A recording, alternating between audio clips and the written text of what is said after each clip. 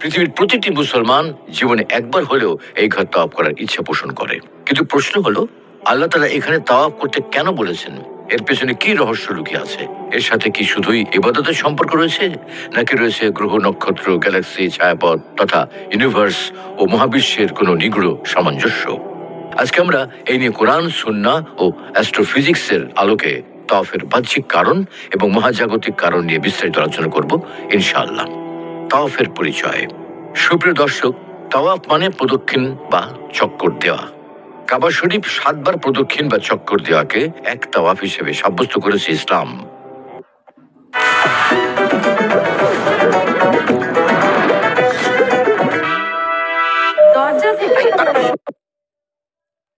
তাওয়াফ হলো counter clockwise direction বা ঘড়ির বিপরীতমুখী কাবা ঘরের চারপাশে 7 বার প্রদক্ষিণ করা।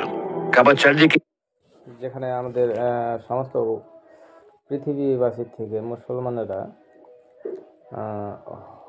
হজ করতে যায় মক্কা শরীফ, সেখানকার কথা বলা হচ্ছে কাবা শরীফের তাওয়াফের কথা। একত্রে ঘুরে মুসলমানেরা এক আল্লাহর একাত্মতা প্রকাশ করার জ্বলন্ত উদাহরণ। সপ্ত আসমানের উপর বাইতুল মামুর নামক একটা মসজিদ রয়েছে, যেখানে ফেরেশতারা নিয়মিত তাওয়াফ করে। হযরত আদম আলাইহিস সালাম যখন জান্নাতে থাকতেন, তখন উনি ফেরেশতাদের তাওয়াফ করার স্থান বাইতুল মামুরকে লক্ষ্য করেছিলেন। দুনিয়াতে আসার পর আদম আলাইহিস সালামের ইচ্ছা হয় এই পৃথিবীর মাটিতেও এরকম একটা বাইতুল মামুর থাকবে, যেখানে তার সন্তানরা নিয়মিত তাওয়াফ করবে। মেরাজ রজনীতে রাসূলুল্লাহ সাল্লাল্লাহু আলাইহি সাল্লামও বাইতুল মামুরকে দেখেছিলেন, যেমন হাদিস রয়েছে। এরপর আমাকে বাইতুল মামুরে ওঠানো হলো। বললাম, হে জিবরাইল, এ কি?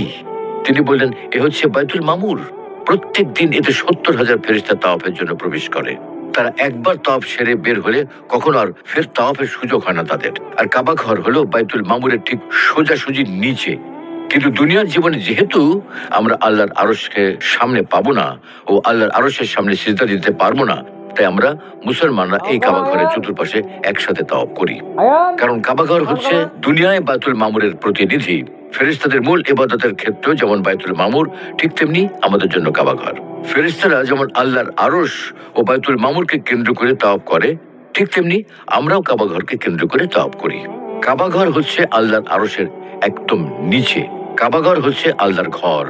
কাবা ঘর হচ্ছে দুনিয়াতে আল্লাহর আরশের প্রতিনিধি।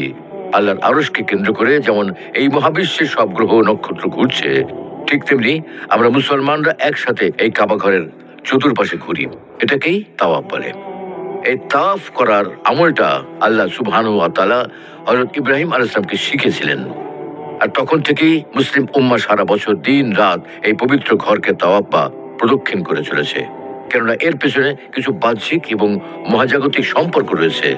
বাহ্যিক সম্পর্কগুলোর মধ্যে উল্লেখযোগ্য হলো, এটা তৈরি করেছিল হযরত ইব্রাহিম আলাইহিস সালাম। সর্বপ্রথম নির্মিত আল্লাহর ঘর। কাবা ঘর হলো পৃথিবীতে নির্মিত আল্লাহ তাআলার সর্বপ্রথম ঘর, যাকে কেন্দ্র করে ইবাদত করার জন্য স্বয়ং আল্লাহ তাআলা মানুষকে নির্দেশ দিয়েছেন। যেমন ইরশাদ হচ্ছে, إن أول بيت وضع للناس للذي ببكة مباركا وهدى للعالمين।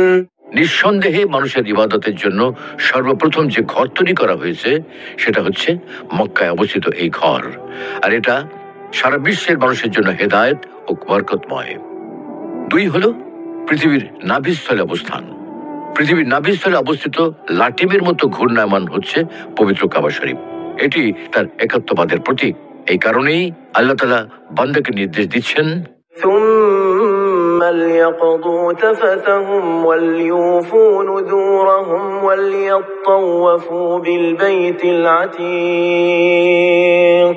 অতঃপর তারা যেন পরিষ্কার পরিচ্ছন্ন হয়, তাদের মানসসমূহ পূরণ করে এবং এই সুসংরক্ষিত ঘরের তাওয়াফ করে।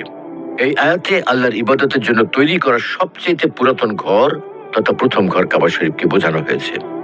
কেননা ইবাদতের জন্য নির্মিত পৃথিবীর সর্বপ্রথম ঘরই এটি। আর 3 হলো দেহ ঘড়ি ও সৌরজগতের সাথে সম্পর্ক। মানুষের কলব, যাকে হৃৎপিণ্ড বলা হয়, এটির অবস্থান বুকের বাম পাশে থাকে। আর তাই কলবকে কাবার দিকে রেখেই বাম থেকে ডানে কাবা শরীফ তাওয়াফ করা হয়, যাতে কলবে কাবার আকর্ষণ ও আল্লাহর একাত্মবাদের প্রেম বেড়ে ওঠে। তাছাড়া কাবাঘর তাওয়াফ মহান আল্লাহর কুদরতের এক বড় নিদর্শন। দুনিয়ার সব কাজ ঘড়ির কাঁটার অনুকূলে ডান